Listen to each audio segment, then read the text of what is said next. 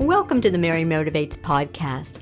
With me today is Mary Sampey. She is the Director of Evangelization for the Connellsville Catholic Churches. She's also a mother of 3, and she is the founder of the Angela Marie Phillips Memorial Fund. I'm so happy that she would be with us today. Thanks, Mary. Thank you so much for having me. I'm excited. Thank you. It's been about almost 3 years. I can't believe it already. It's been almost 3 years since your sister, Angela Marie Phillips, passed away from a heroin overdose.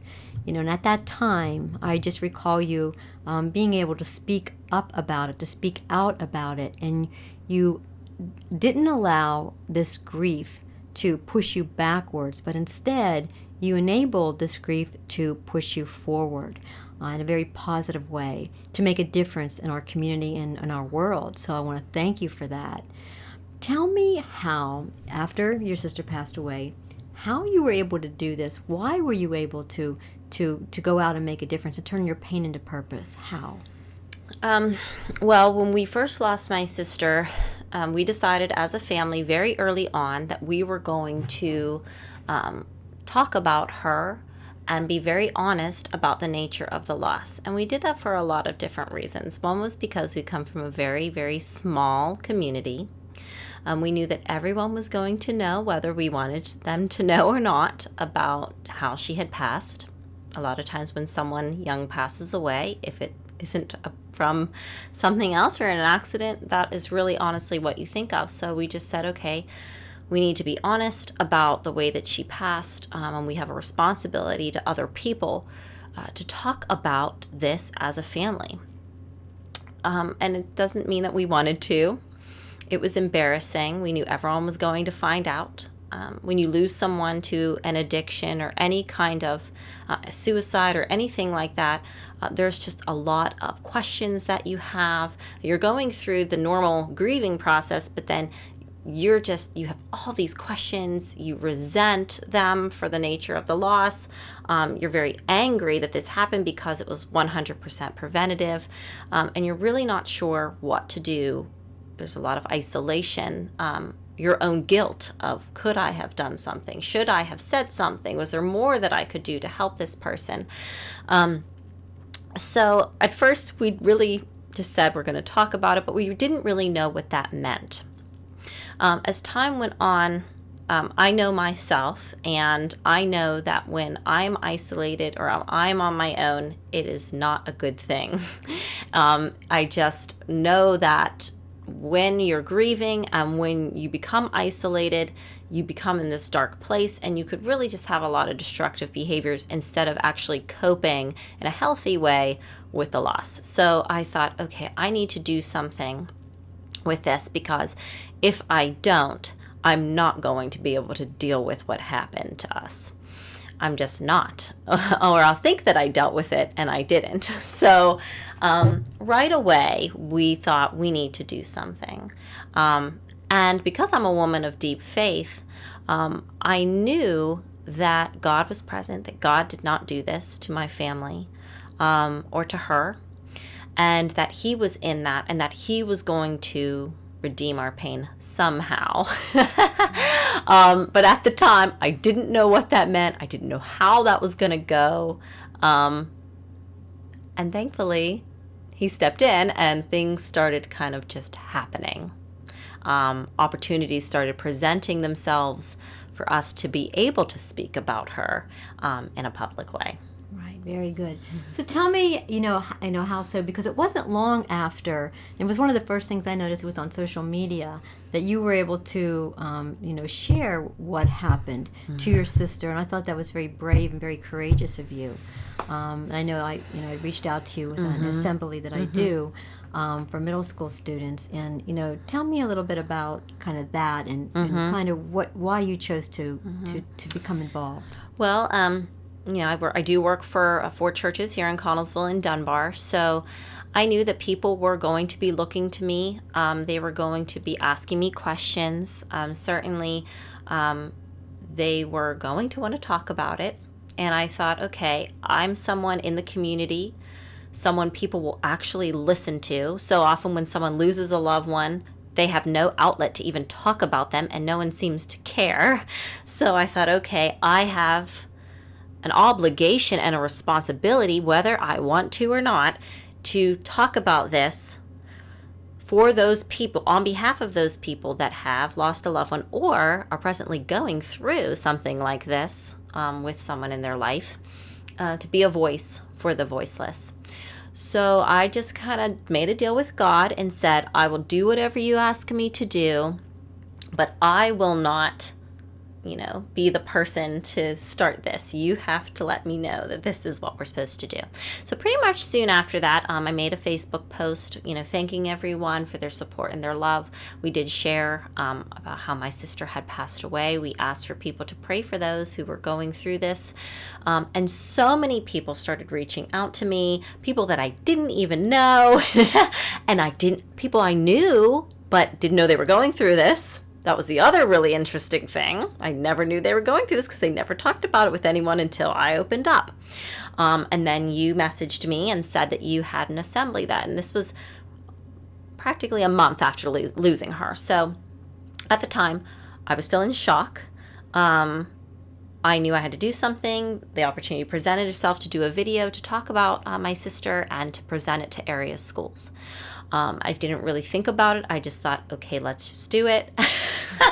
Didn't really know what I was getting myself into.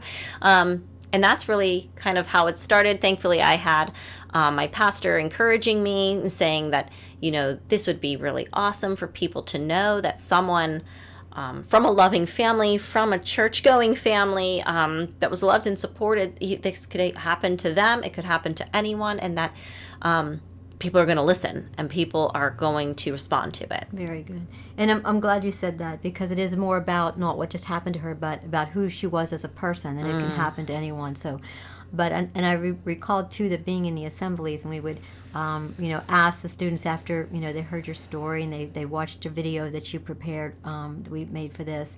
How many of you are going through a loss or dealing with someone in your family or a loved one that's going through addiction? And the very first time we asked that question, I was so surprised to look out there and see so many hands up in the air.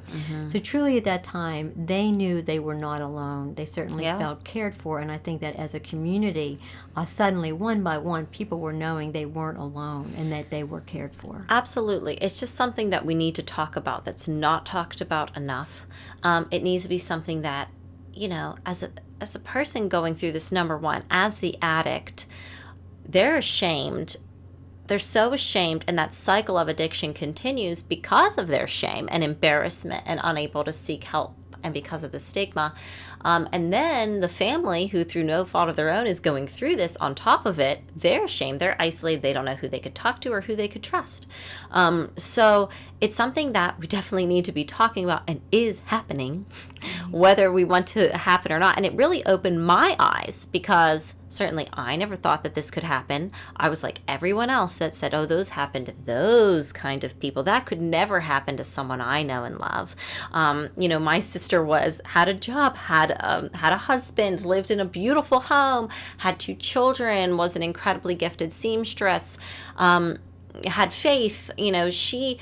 She was not her addiction. To think of her, label her as an addict or as this or as that really truly wasn't who she was, and that's really who no one is. No one is defined by the things that they struggle with. She was a person, she was a child of God, and so is every single other person going through this. And just because of that, in our humanity, we should care about that suffering. We don't need to judge them or make a judgment about, do they deserve this or do they not? Whether or not they do or not, they are going through something that we need to be praying for them for and supporting them, and certainly not adding to their shame and embarrassment that I'm sure they have already. Exactly. You were able to turn your pain into purpose. You were able to keep moving forward with that. Tell me about, I'm going to mention one of the events that you did. It was with, it was a fundraiser. It was actually to support Fayette EMS.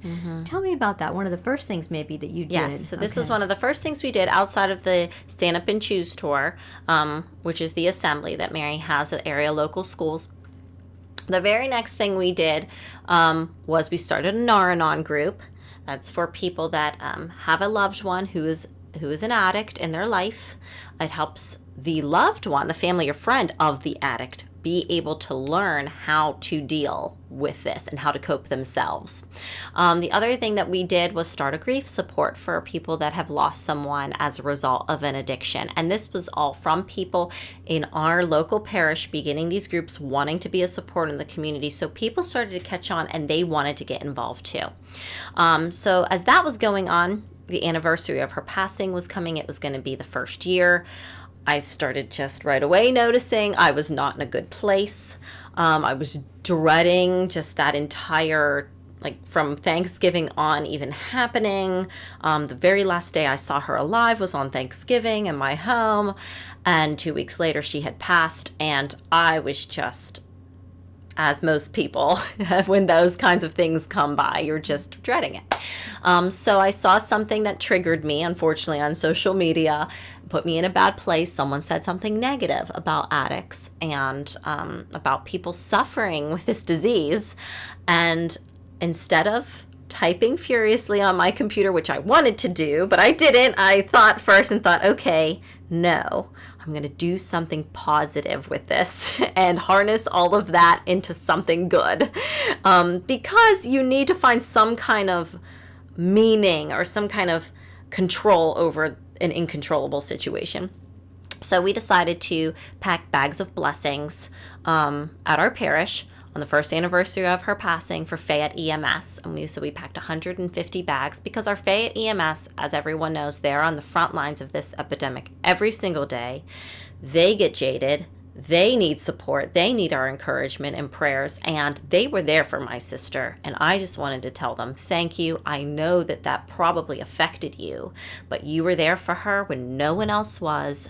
And you treated her with respect. And thank you for what you do. So, a lot of people were coming out of the woodwork. They wanted to donate. What can I do? We want to come. We want to give you money. And that day, we were able to pack these bags with all the other people came in the community, people that had also lost someone else. My entire family was there, and it became something, instead of a day to dread, it became something to look forward to, that this is something we were going to do for someone else, and they really didn't know we were doing it. So we got to deliver these bags, and in the bags were things that a lot of EMS people need, and I was given direction from other people that work in EMS what they could use. So we delivered these bags. They were so grateful. It made it all worth it. I was so joyful that day instead of having to sit there sad about it. And we had even enough left over to go to another event and pack 100 bags for our area homeless and another 100 bags for Westmoreland EMS. So it just was something that we thought we had a call to do, and then it took over. Wow, that's so neat. That is so neat. And you mentioned too, in that grief, that was the 1 year anniversary. What a great way to honor her and to make a difference and to support the people on the front lines. And you mentioned that in your grief, that it has evolved. And there are stages of grief. And you talked about the anger at the beginning and, what could I have done? And, you just, the different ways that you had to respond. But as that grief evolved, you turned it in other directions too, and actually started a fund. So tell me a little bit about that. Yeah, at first it was really just all about trying to cope and trying to survive the day to day, to be perfectly honest. And some days I didn't want to talk about it. Some days it would actually put me in a bad place because you're having to relive this thing over and over that happened to you that you yourself have not even really fully dealt with. And you don't want your identity to become, oh, everyone looks at me so pitifully every time they see me because I lost my sister to an addiction. And, that's not just who I am either. So as time went on, and we were dealing with the grief in different ways, once all of the shock and once all of that anger and once all of those questions, once I became at peace with that piece, I started focusing on more wanting to celebrate her life, who she really was, being able to harness that into something that it didn't have to be about how she died. It doesn't have to be about her addiction. It's just about life and giving back to the community, and she's the inspiration for that. She's the thing that harnesses that positive energy. So we started in a fund for her, the Angela Phillips Memorial Fund, through the Community Foundation of Fayette County. And they called us and wanted us to be in their philanthropy project. And that's what's really, amazing about this. I reached out to no one this entire time. People were reaching out to me, which made me know that this is what I was supposed to be doing, that this is truly where God was calling me. They reached out to us. They wanted us to be in their philanthropy project, which is a 6-month competition in order to raise as much money as humanly possible for the nonprofit of your choice for your fund. So I thought, this is great. It's a competition. I'm super competitive. This is going to get me excited. And what's even better is everyone's going to know about the fund. Everyone's going to know about Connellsville Community Ministries and the amazing work that they do. And everyone wins, and people will get really excited to get behind this. So we're almost to the end. October 1st is the end of that 6 months. And it has been remarkable. We've hardly even had to do anything. It just seems like these things keep happening in order to make this a success, this fundraising. It didn't seem like work. It didn't seem like a burden. It just, like, people just wanted to be involved, and it just makes you feel like, okay, you're living your purpose, you're living where you're supposed to be right now in this very moment. And it's brought me so much peace, it's brought me so much joy, and it's helped me just know that, it doesn't have to just be about her. Now it's for a bigger reason. It's always going to be a piece about her. She's always the reason this started, and without what happened to her, which was such a traumatic thing, none of this stuff would have even happened that have helped so many people. And it gives you a deep sense of meaning behind this is the why, of why it happened. Not to say that you wanted it to happen or you wish that I wish every day it didn't happen, but because it did, this is what we're going to do with it. So we were, able to raise so far a lot of really awesome money for Connellsville Community Ministries, and do some work in a building that they have recently purchased that they have a theater in, a local community theater, and we're going to be doing some renovations there because my sister was very involved in theater. So it's just such a blessing. It's a blessing to be able to do that in memory of her. Very good. So everything that you've done has been done to benefit Connellsville Area Community Ministries. From going backwards a little bit, going back into this winter, we were doing snow angel challenges that were going big on social media, from sending $5 to community ministries, to now in the summer it was the Cannonball Challenge. So a lot of things. You had your karaoke night. Yeah. Certainly fun things that people could do in a positive way to support your work. And really become part of it. So that's pretty neat. Now, the theater aspect of Connellsville Community Ministries is in this very old school building, maybe more than 100 years old. Definitely needs some renovation. And Angela was enjoyed acting, enjoyed theater. So tell me a little bit about some of the plans, what you want to try to do with all that. So we're going to be completely renovating the balcony space. We're going to be putting new seating in there. We're going to be doing box seats.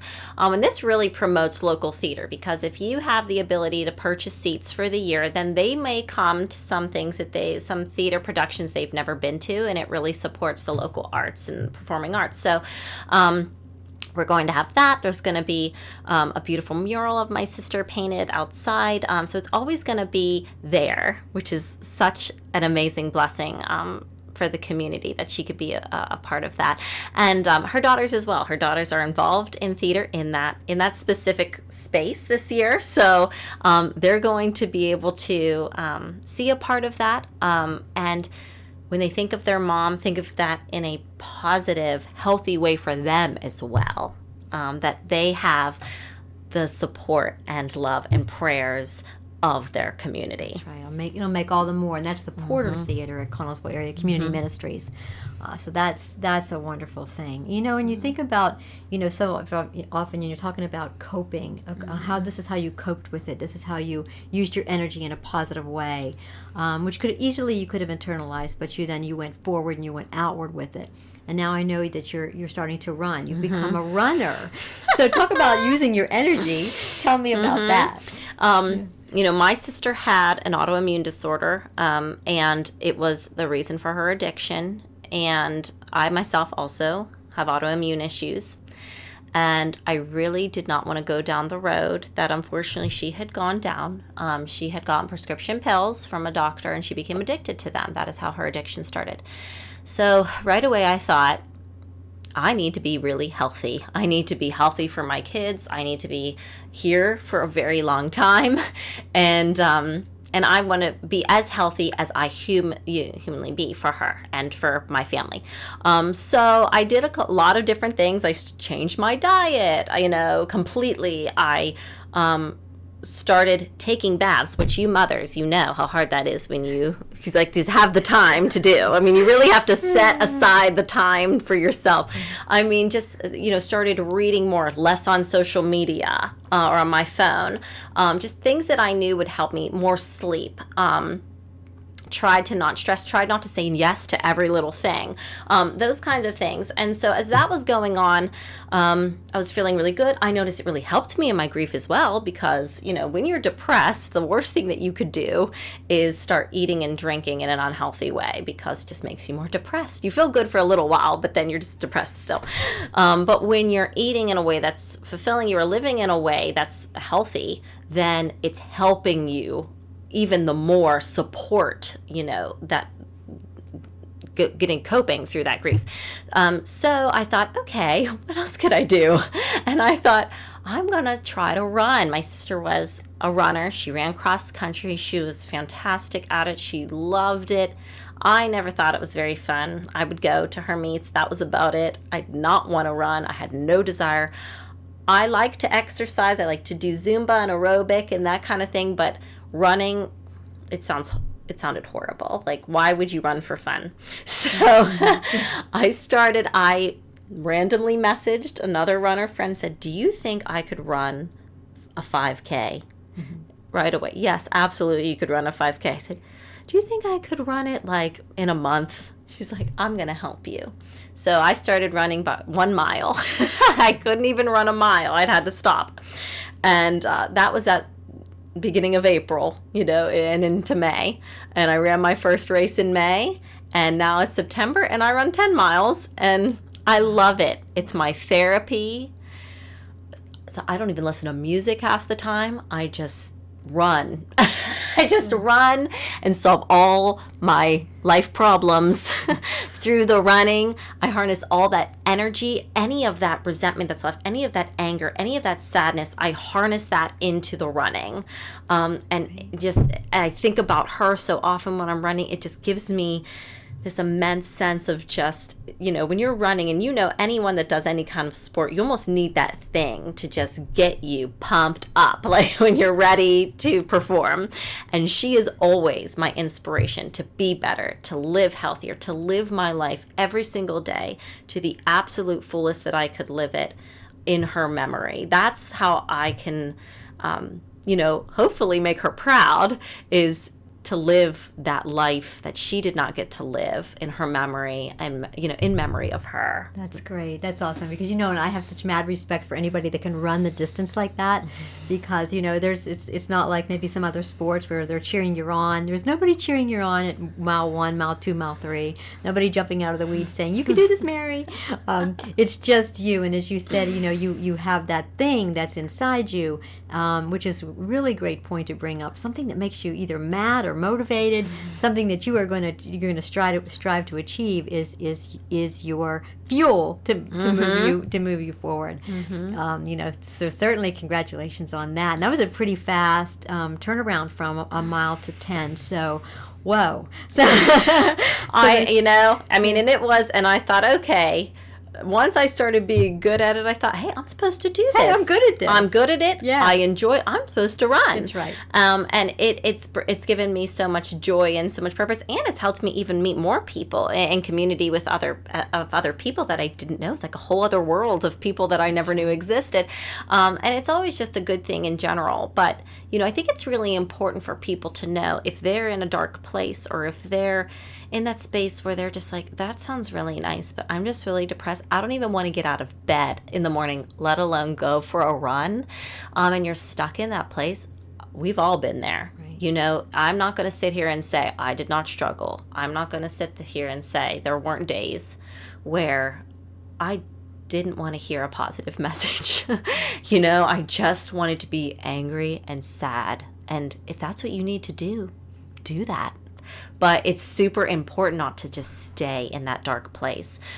So if you can't get out of it, you need to get help. And I know we say that all the time, but I myself spoke to someone very early on after losing my sister. I knew I could not do it on my own. I knew I needed to talk to someone in order to just get through the day and get through the next day. And it's still hard some days.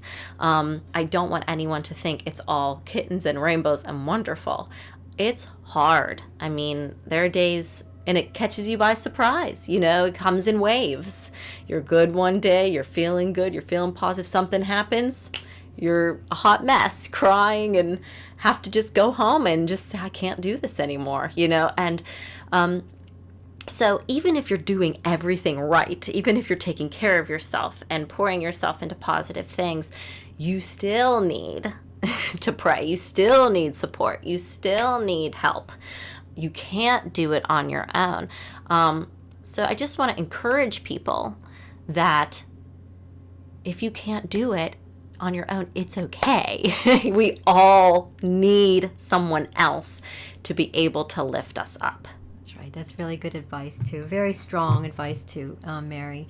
You know, you really outreach to the community within yourself as well are making a difference, and it's not easy. So anybody going through any loss, could be any kind of loss. Maybe it's a broken marriage or death in the family, whatever it is, know that you're not alone. People like Mary are an example of that.